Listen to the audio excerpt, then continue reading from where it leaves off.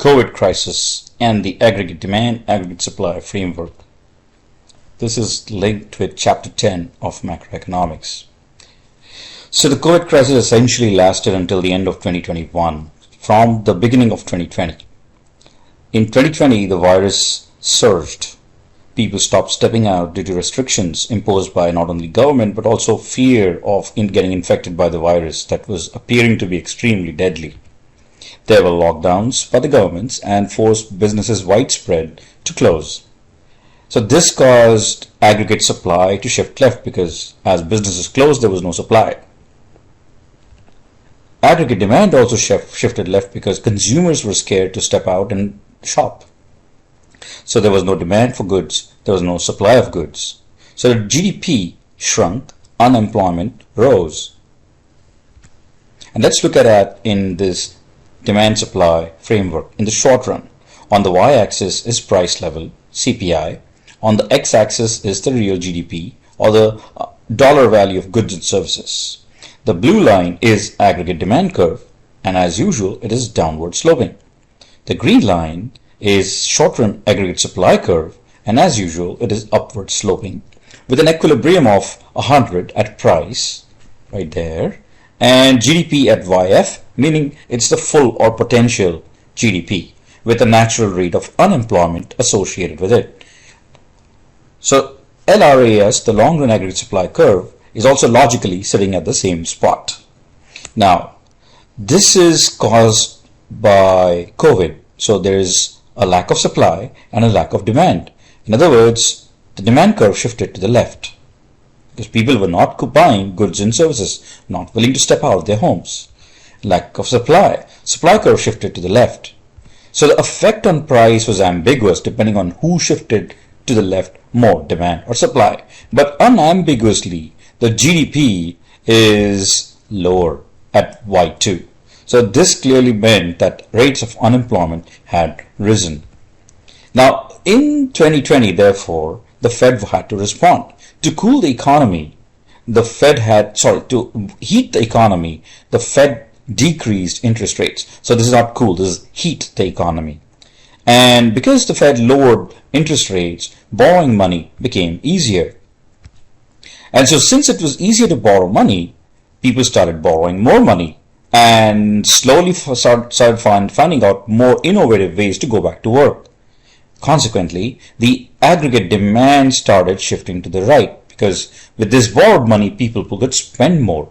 Businesses could spend more on their business, consumers could spend more on shopping, etc. And therefore, since the aggregate demand shifted right, unemployment levels started falling as the GDP started recovering again. However, because GDP was recovering and aggregate demand had shifted right, this greater demand started causing inflation. So the price levels started rising. So here is a graph that shows you how these indicators were behaving.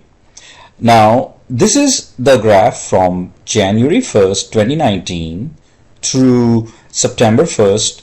Well, September 1st, 2025 is projected.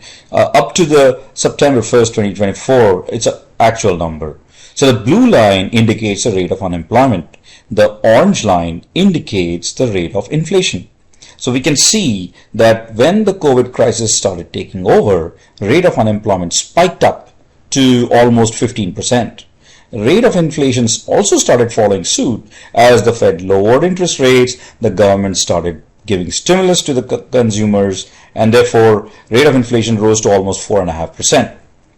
So this is what was happening in the economy between 2019 and 2024. Now, here's how we look at it from the aggregate demand, aggregate supply framework. So again, the y-axis is CPI or price levels, x-axis is GDP, and the orange line or the red line is aggregate demand 1. Blue line is aggregate supply. And 1. Their equilibrium is given by CPI at price level of P1 and GDP at Y1. And this is the original equilibrium prior to the crisis. Prior to the crisis. During the crisis, aggregate demand curve shifted left. Aggregate supply curve shifted left. Prices more or less remained steady, but the level of unemployment was drastically lower at Y2, higher at GDP, lower GDP of Y2. So this is exactly what we saw in the real world. When the Fed lowered its interest rates, it shifted the aggregate demand to the right, increased the GDP. Also, the availability of vaccines and other remote tools such as online meetings helped the workforce come back to office, helping shift the aggregate supply curve to the right.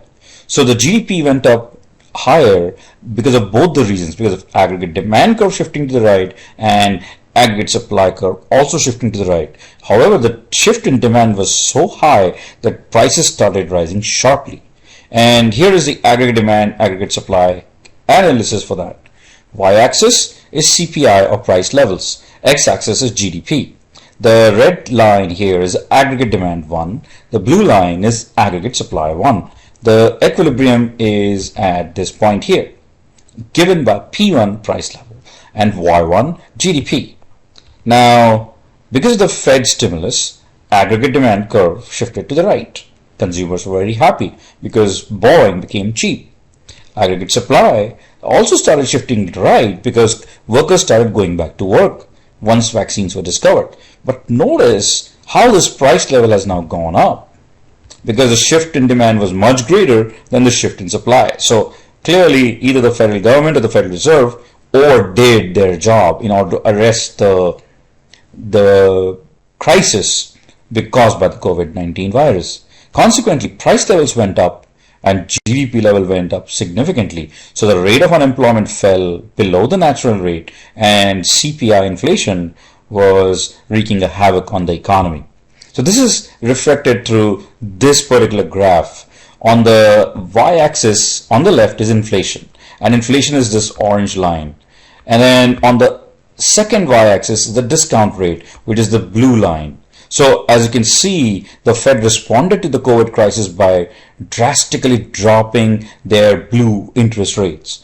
And the economy, well, it responded by starting to sharply buy more goods and services as they started jacking up inflation rate. So therefore, the Fed's response and the federal government's response ended up creating inflation in the economy, way beyond the Federal Reserve's comfort level of 2% right there. So this shot up to almost 6.5–7% levels. And to conclude, both the government and the Fed helped boost the economy from the crisis phase due to COVID-19. This lowered the unemployment rate. However, it ended up increasing inflation, which ultimately led the Fed to raise a war against inflation by hiking interest rates consistently later on. And so this later on caused a slowdown in the economy and subsequent fall in goods and services prices or inflation levels. And that is the analysis of COVID-19 crisis. Thank you for listening.